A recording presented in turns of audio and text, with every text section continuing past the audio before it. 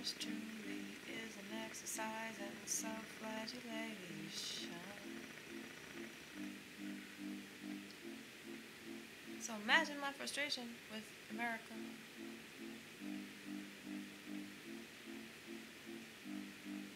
And I'm sorry I ever sound self-righteous. I hate it when other people do that. And that's one of the reasons I hate social networking so much, is because I feel like it exacerbates that part of us that's so very out of touch with the way that we really are.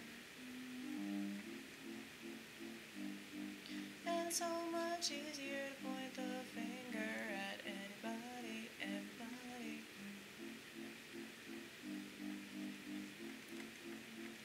And I guess I do that in a way, a bigger picture kind of way, where I'm not pointing at individuals, but I'm pointing at the general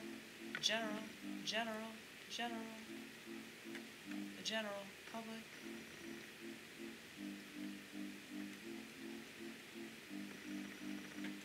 Are these videos interesting? I expect my subscriber count go back down. Because I'm sure that I'll say something that'll eventually make you frown.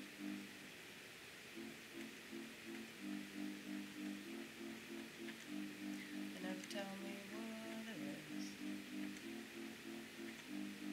Cause the ones that talk shit, they keep coming back. Why?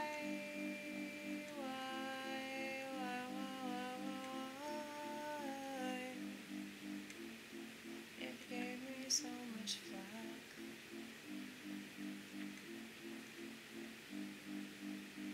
That's what I'm saying. Our society is so strange.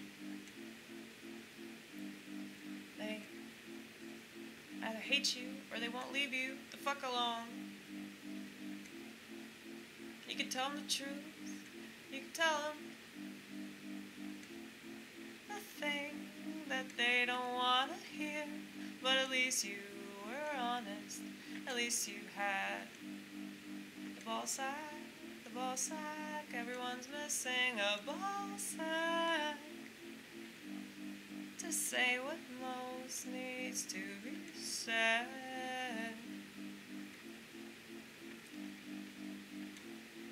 Cause there's nothing worse than being ostracized. You might as well be dead. You know, I'm pretty sure that's how people feel. That's not how I feel, obviously, but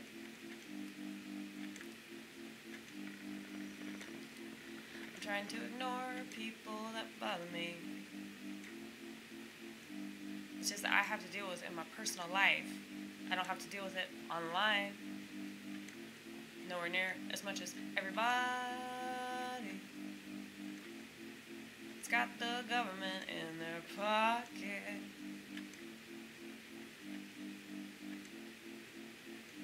That's so weird to think about.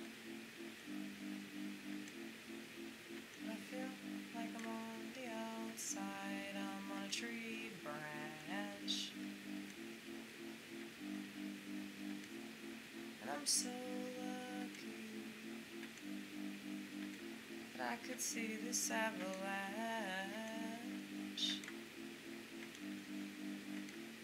in advance.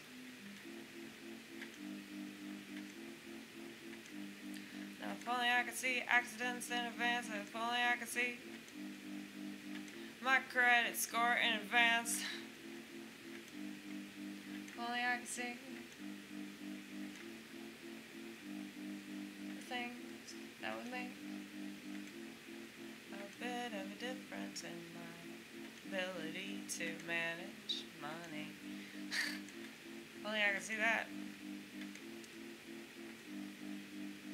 If only I could see myself throwing away the thing that I thought I needed so bad at the grocery store when I was just impulsive.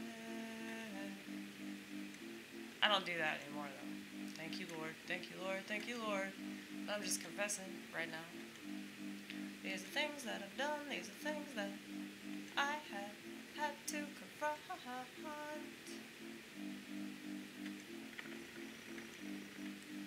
wish more people were this self-aware, or any kind of self-aware. I don't think that you could achieve this Amy Groves level, the camera crew inside, cranium level. It's kind of like PTSD, but I think it's all the same spectrum. It's all like going in and out of time, you know, backwards and forwards, and just depersonalizing, and I don't know.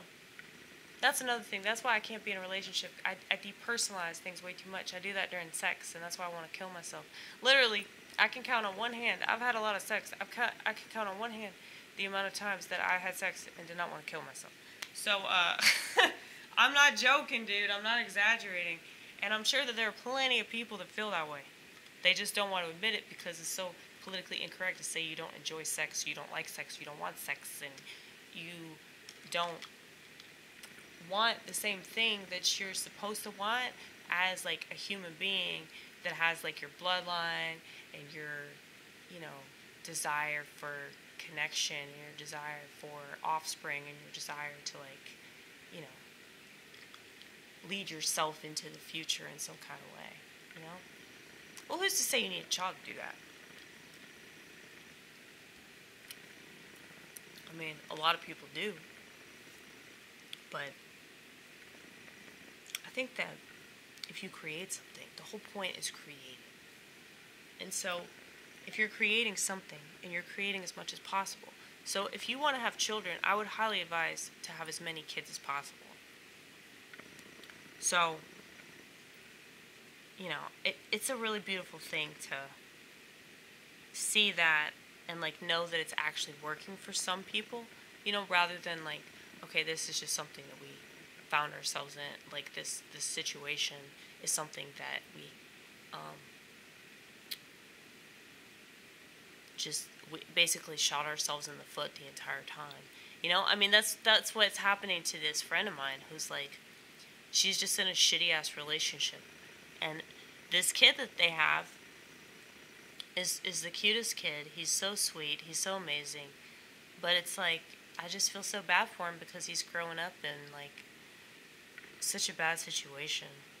And, like, I just think that's the reality of so many people. And then they want to keep justifying it and, like, defending it. And it's like, they're fucked up. Like, a lot of these people have serious, like, abandonment issues and, like, cluster B personality types, you know, because they grew up with a single mom, or they grew up, like, with their parents divorced, or, like, they watch their parents fight all the time, or, you know, there are just so many different things that factor into, like, what screws up a kid and their upbringing and all that. And I'm not trying to come down on anybody. I'm just making statements, okay? I'm making observations, okay, that are pretty fucking accurate if they're offending you.